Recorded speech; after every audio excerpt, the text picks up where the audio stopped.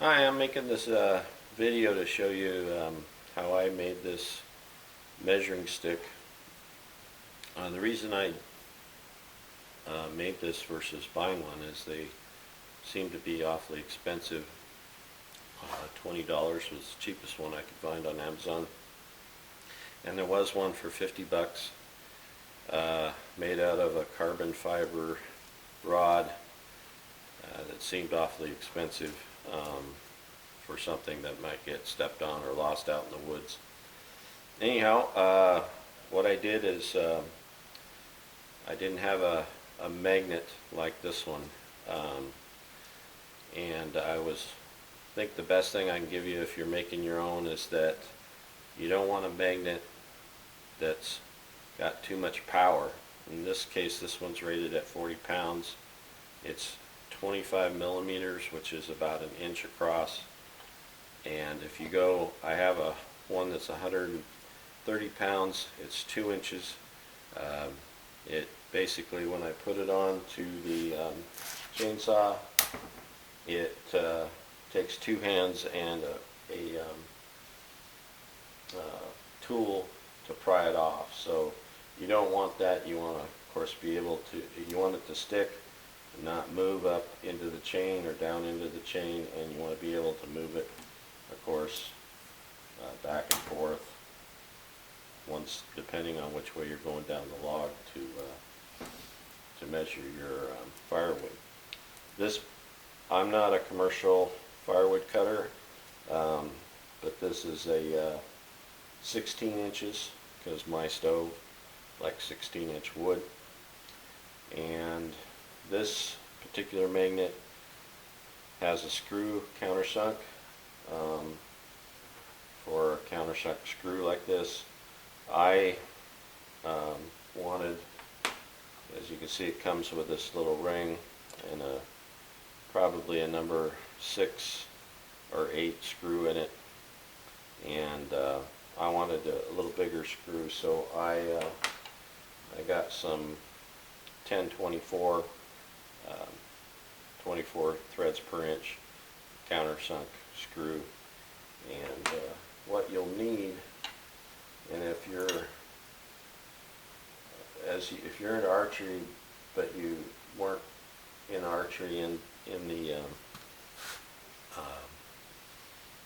90s like I was, we all in that time period shot aluminum arrows. I have a bunch of old aluminum arrows, and if you know of an old archer or go down to archery shop, you could probably get, they still sell aluminum arrows, but you can probably get an old one that's, or if you know of an archer you used to hunt during that time, I'm sure they have some old arrows that they could give you.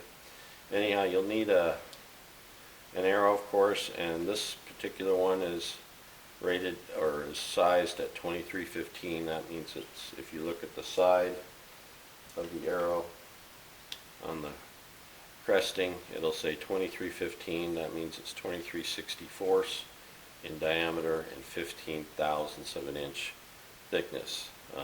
This is a Easton X78, and that just tells you the hardness of the aluminum.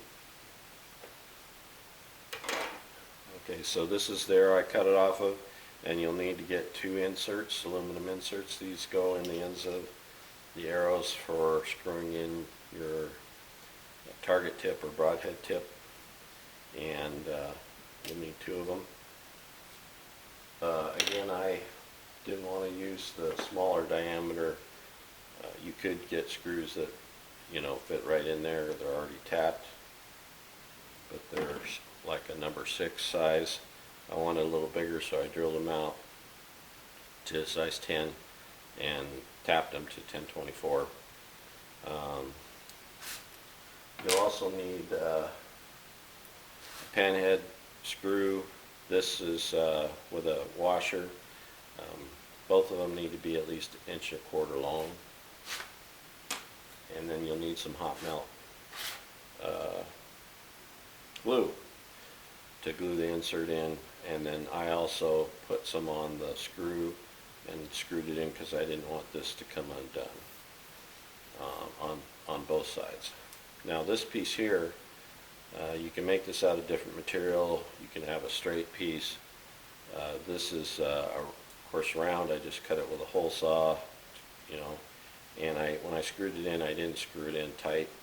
That allows it to rotate, because when you're coming down on, you know, you've marked this, say this is the log, and you've marked the log, and you're coming down, this can rotate out of the way as it comes down over here with the saw blade to cut.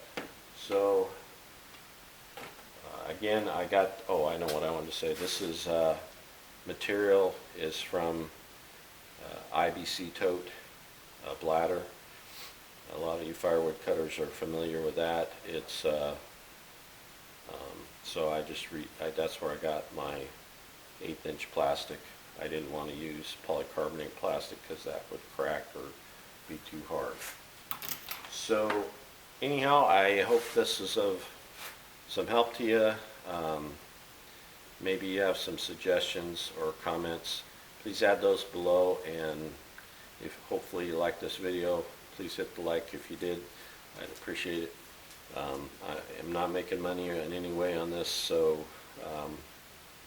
you know, your constructive criticism is appreciated and suggestions. Thanks. Bye.